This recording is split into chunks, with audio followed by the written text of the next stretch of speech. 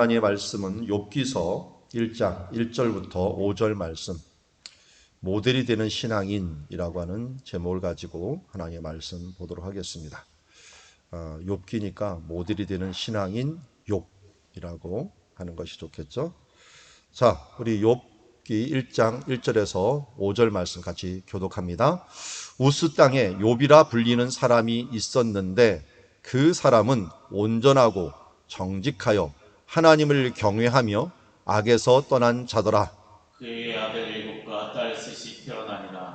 그의 소유물은 양이 7,000마리요, 낙타가 3,000마리요, 소가 500결이요, 암나기가 500마리며 종도 많이 있었으니 이 사람은 동방 사람 중에 가장 훌륭한 자라. 그의 아들들이 자기 생일에 각각 자기의 집에서 잔치를 베풀고 그의 세면도와 청하여 함께 먹고 마시더라. 같이 읽습니다. 그들이 차례대로 잔치를 끌려면 욥이 그들을 불러다가 성결하게 하되 아침에 일어나서 그들의 명수대로 번제를 드렸으니 이는 욥이 말하기를 혹시 내 아들이 죄를 범하여 마음으로 하나님을 욕되게 하였을까 함이라. 욥의 행위가 항상 이러하였더라. 아멘. 자, 1절에 보면은 욥이 살았던 장소가 우스 땅이다 이렇게 얘기합니다. 우스라고 하는 것은 원래 발음은 우즈입니다. 우즈. 우리 영어 이름 중에 우즈라는 이름이 있죠. 그게 아마 이 욥에 있는 이 우스 땅과 관련이 있는 것으로 알고 있는데요. 우즈라고 하는 말은 엣즈라고 하는 나무가 있고요. 또 우즈라는 자체도 이 카운셀러라고 하는 게 어떻게 보면 조언하는 자라는 뜻을 갖고 있기도 합니다. 사람의 이름이기도 하고 지역의 이름인 우스 땅이 어디인가 하는 부분들에 대해서는 논란이 굉장히 많습니다. 그러나 이제 한 가지 확실한 것은 이 우스 땅을 3절에 보니까 뭐라 그랬냐면 이 사람은 동방 사람 중에 가장 훌륭한 자라라고 한 것을 보니까 동쪽 사람이구나 하는 것을 알게 됩니다. 그래서 우스라는 이름이 몇 번 나오는데요. 이건 아람 사람들 동쪽 유브라데강 쪽에 있었던 아람 사람들의 자녀들도 나타나고요. 또 이쪽 가나안 쪽의 동방이라고 하는 것만은 확실합니다. 근데 이 동방 쪽에서도 북쪽인가 중앙인가 아래인가라고 하는데 나중에 대만 사람 엘리바스가 등장을 하는데 이 대만 사람 엘리바스가 살았던 장소가 페트라 옆입니다. 그러니까 페트라 바로 옆이 대만입니다. 그래서 페트라는 곳은 지금 일정하게 돼 있고 또 대만이 어느 정도 나와 있기 때문에 그 친구가 있었다라면 아마 이쪽 근처가 아닐까 하면서 알 수가 있고요. 또 예레미야 25장 20절에 보면은 이렇게 얘기합니다.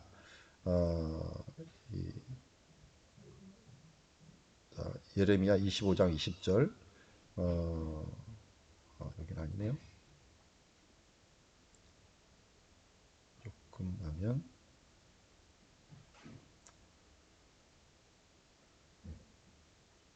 다른 성경에 보면은 이것을 에돔 사람들이라고 하는 표현을 써요. 에돔 사람들. 그래서 에돔 사람 곁에 있는 사람들이라고 하는 말들을 통해 하고 예레미야 애가군요. 예레미야 애가 4장 21절에 보니까 우스 땅에 사는 딸 에돔아 즐거워하며 기뻐하라 라고 얘기하는 말을 하고 있어요. 우스 땅이라고 하는 곳에 에돔인데 이 페트라 있는 데가 에돔이거든요. 그러니까 거의 확실하게 동쪽 중에서도 남쪽이구나 하는 것을 알 수가 있어요. 남쪽 홍해 근처에 있는 지역에 있는 여기서 살았던 사람이 바로 이제 욥이라는 사람이고 우스 땅이다. 그 우스 땅의 대표적인 도시 아까 말씀드린 대만이 있다 그랬죠. 지금 이 마을이 하나 보이는데 마을 위쪽에 있는 어느 언덕에 대만이 있었을 것이라 이렇게 추정을 하고요. 저기 바위들이 굉장히 많은 속으로 쑥 들어가면은 이런 페트라라고 하는 바위 도시가 나와요. 바위 도시. 뭐 우리가 많이 들었지만 바위 도시가 나오기 때문에 어떻게 보면 이런 환경에서 이런 이 지역이 어떻게 보면 이렇게 메말랐는데 사람들이 왜 살았냐? 우물도 있고 샘도 있는 것도 중요하지만 도로가 뚫렸어요. 여기 있는 지금 이 도로를 따라서 쭉 아래로 내려가는 도로, 또 요새와 같은 그런 도로들이 있었기 때문에 이것이 있었고요. 이 지역에서 뭐 많이 키우는 것들은 뭐 짐승들이죠. 이때 낙타가 이제 등장하는 걸 보면은 이제 낙타를 키우는 시기가 있어요. 그런 시기. 아브라함 이후에 이 시기가 있었기 때문에 족장 시대들하고 좀 겹치지 않았을까. 지금 살아가는 방식들은 족장 시대하고 굉장히 비슷한 것을 보게 됩니다. 제가 페트라에 갔는데 이 낙타, 이 낙타는 이제 이스라엘 낙타 새끼 난 지 일주일 됐다 그러더라고요. 일주일 된 거고, 여기 지금 판타, 콜라 먹는 거 보이십니까? 요새 낙타가 오염이 돼갖고 음료수를 요새 저렇게 마신다고 합니다. 그래서 음료수를 좀 뭐 저렇게 찌그러져서 다 마신다고 얘기를 하더라고요. 하여튼 좀 재밌어서 페트라에서 찍은 사진입니다. 자, 그리고 배경적인 것은 어딘가 대충 아시겠죠? 그러니까 저런 좀 황량하지만 풀이 이곳저곳에 나는 장소예요. 그러다 보니까 여기 밑에 보면은 뭐 양이 7천 마리, 낙타가 3천 마리 이 정도면요. 이런 지역에서 저런 환경에서 어마어마한 부자다 하는 부분들을 우리는 알 수가 있는 거죠.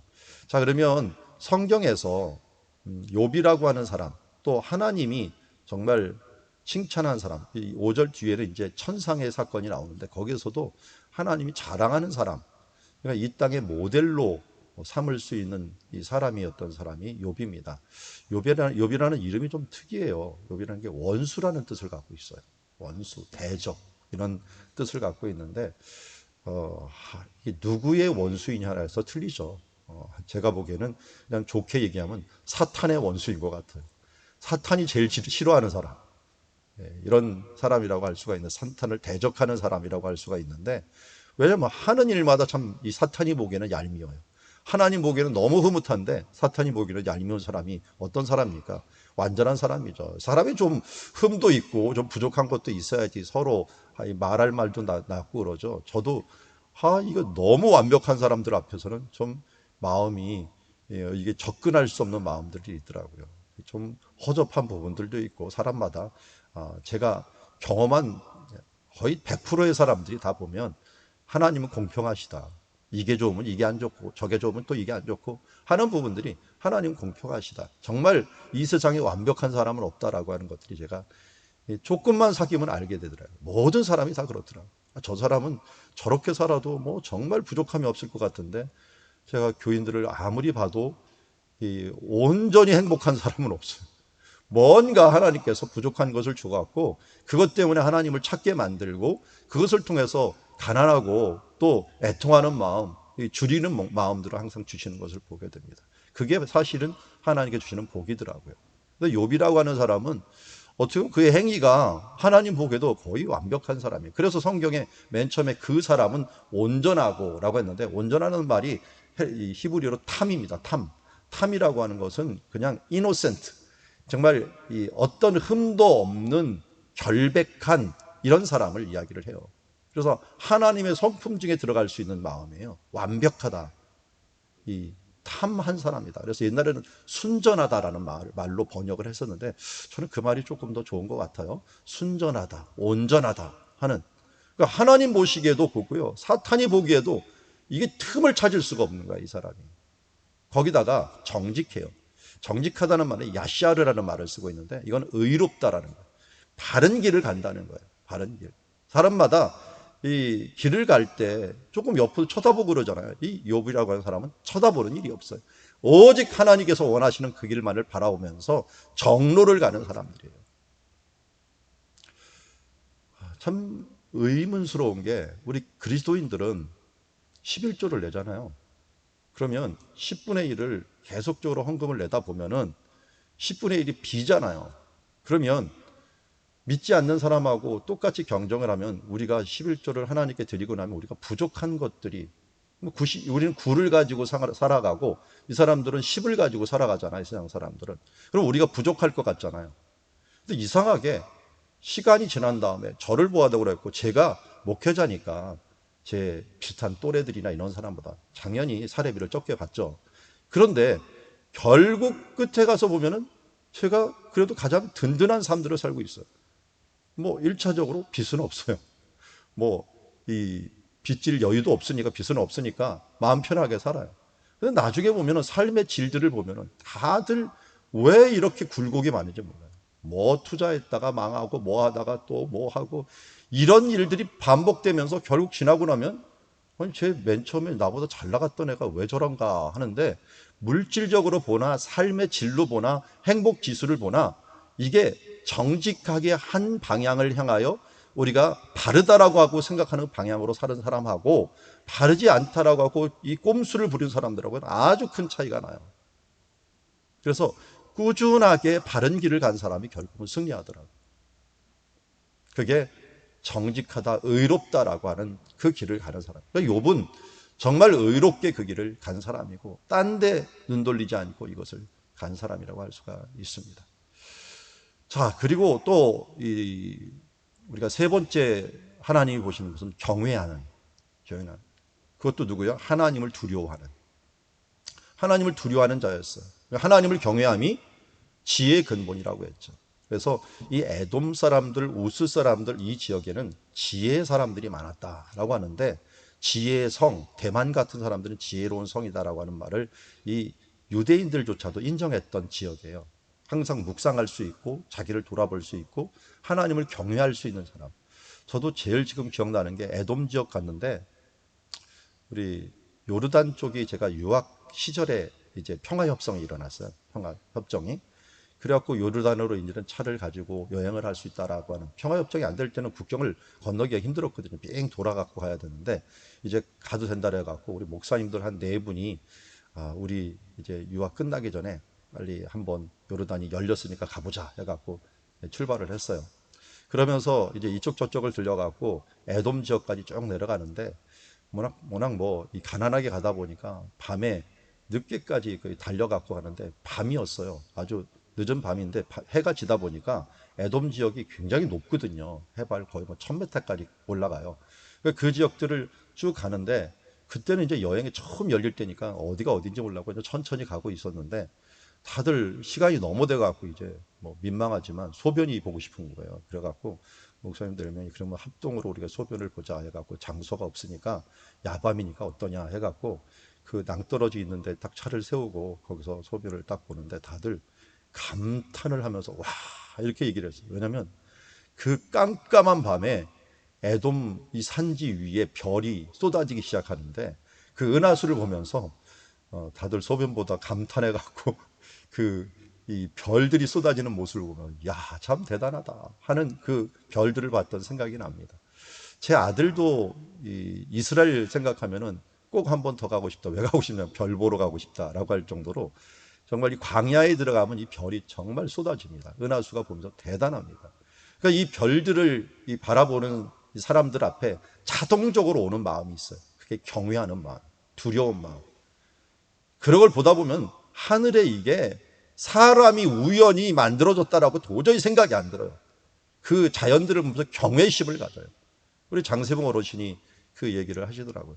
이 기독교를 70이 넘어서 예수를 믿다 보니까 뭐 용어가 좀 힘든데 이 경외라는 말이 대체 뭔가 해갖고 설명을 하더니 자기가 드디어 깨달았대요. 예전에 자기 아들 방문하고 미국을 갔는데 캐나다를 여행시켜줬는데 로키 산맥을 한번 데려가더래요.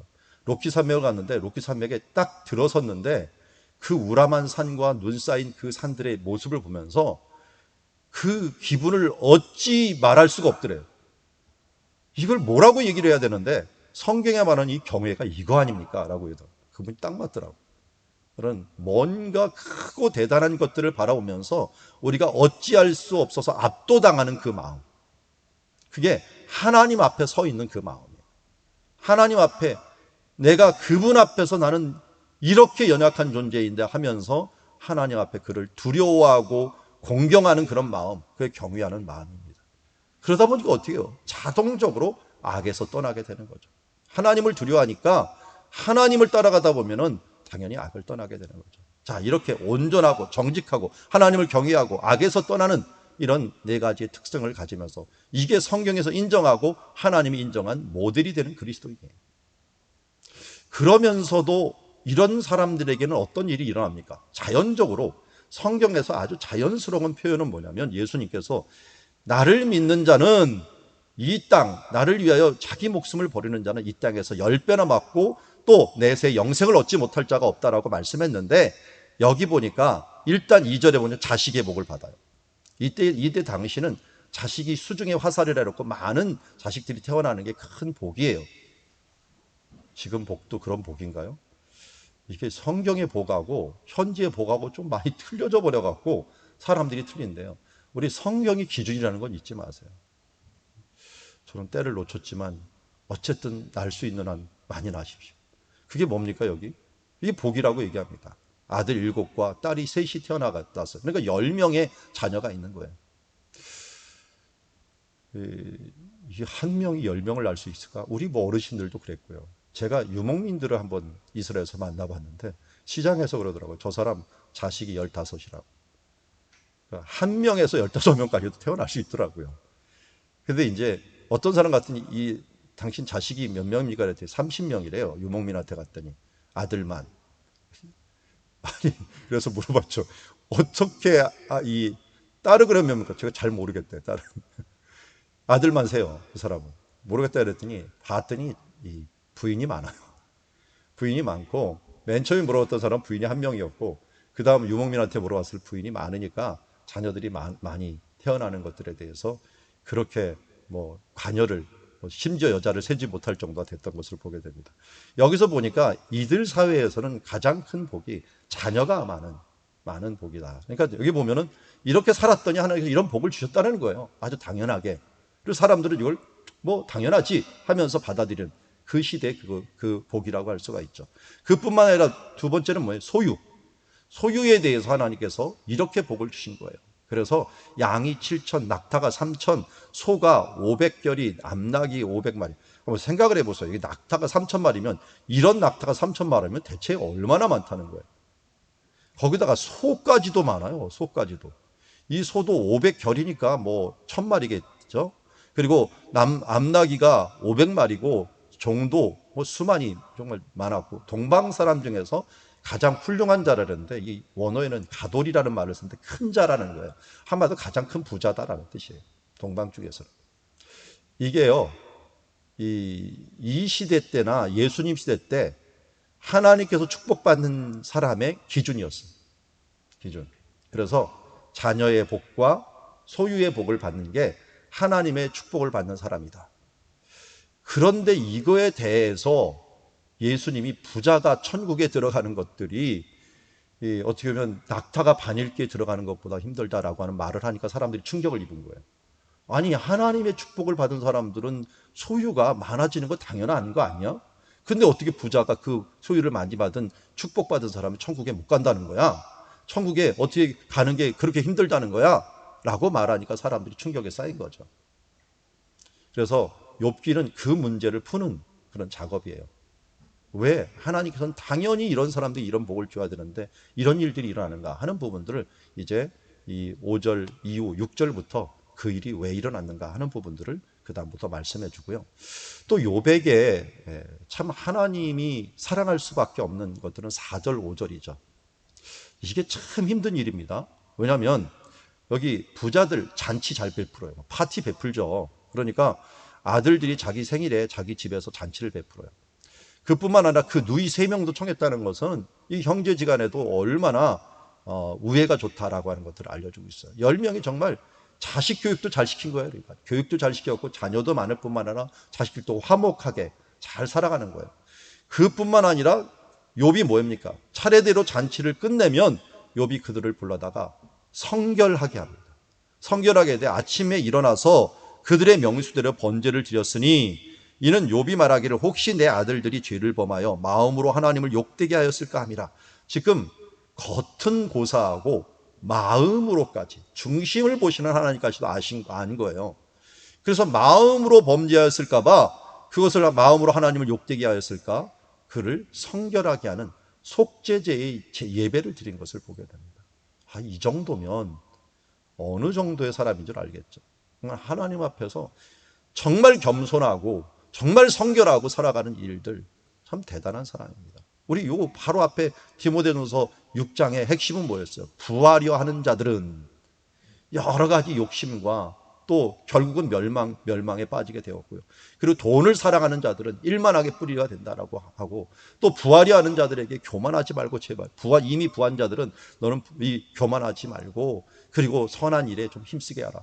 그만큼 부자라고 하는 것들이 위험할 가능성이 높아요.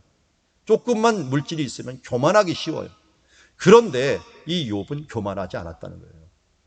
자기 자신을 살피고 주 앞에서 항상 경외하면서 나중에 얘기하는 거 보면 모든 것을 주신 이도 하나님이시오 또 가져가시는 하나님이라는 분명한 의식을 가지고 살았기 때문에 성결함을 유지했다는 것을 보게 됩니다.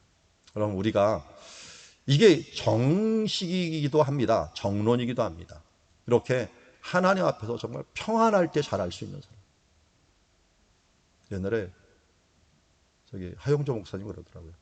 제가 이렇게 양복 입고 넥타이 메고 말할 때 잘 들으십시오. 이렇게 얘기를 하더라고요. 거의 이 협박처럼 얘기를 하던데 하나님께서 우리에게 평안을 주시고 기도할 수 있는 때를 주시고 건강을 주셨을 때 주님을 잘 섬겨야 됩니다. 왜냐하면 이 욥이 우리 신앙의 모델이 되는 것은 평안할 때 잘한 사람이에요. 다윗이 위대한 이유는요, 어려울 때 힘들 때 골리앗을 쳐 죽였다고 해서 위대한 사람이 아니에요. 저는 다윗을 바라보면서 다윗의 이야기 중에 가장 긴 이야기가 나오는 게 어딥니까? 왕이 되었을 때예요. 왕이 되었을 때도 하나님 앞에서 절대 주님을 떠나지 아니하고 그가 처음 한 일이 언약궤를 데리고 오면서 이 문들아 머리 들어라 영광의 왕이 들어가시도다 영광이 왕의 누시냐 우리의 여호와 하나님이시로다 하면서 하나님을 왕으로 모시면서 살았던 일들이 아니겠습니까? 그러면서도 자기가 왕이면서도 하나님 앞에서는 언제나 겸손한 태도가 뭐였습니까? 선지자가 말하면 그 자리에서 무릎 꿇고 기도하고 회개하며 나아가는 그 모습이 다윗의 가장 위대함이었어요. 사울왕과 다윗왕을 비교한다면 사울왕이 인간적으로는 훨씬 뛰어난 사람이고 범죄의 면에 있어서도 다윗보다도 좀 덜한 면이에요. 그럼에도 불구하고 왜 다윗이 하나님께서 원하시는 마음에 합한 사람이 되었습니까? 하나님을 경외하였기에 항상 주님이 원하시는 때 악에서 떠날 수 있는 자세가 준비되었고 성결한 모습으로 서려고 했던 그의 몸과 마음과 자세를 하나님께서 소중히 여긴 것 아니시겠습니까? 오늘도 욥을 통하여 우리가 하나님께서 축복 주실 때 더 경계하고 조심하며 또 혹시 그렇지 아니할지라도 이 모든 것이 하나님께 속한 것이라는 것을 항상 깨닫고 성결함으로 살아가는 하나님을 진정 경외하는 사람으로 살아가는 성경에서 원하시는 하나님의 마음에 합한 주님의 자녀로 살아가기를 원합니다. 오늘도 모델이 되는 신앙인 온전한 자였고 그 뒤에 하나님을 경외하는 자요 악에서 떠난 자였다는 것들 우리가 알고 이 동방에서 그러다 보니까 큰 자로 축복을 받았고요. 그럼에도 불구하고 순결한 삶들을 살았던 그래서 1절에 있는 이 평가가 우리 하나님 나라에 가서 나의 평가가 되기를 원합니다. 우스 땅이라고 하는 아무개라 불리는 사람이 있었는데 이 사람은 주님 이 사람은 온전하고 정직하여 하나님을 경외하고 악에서 떠난 자입니다 하면서 천사가 우리를 주님 앞에 소개할 수 있는 그런 때가 오기를 원합니다. 그날을 위해서 오늘도 우리의 하루하루를 주어진 하루하루를 주님 안에서 욥처럼 하나님께 기쁨이 되는 하루가 될 수 있도록 살아가는 주의 자녀들이 되기를 주의 이름으로 축원합니다.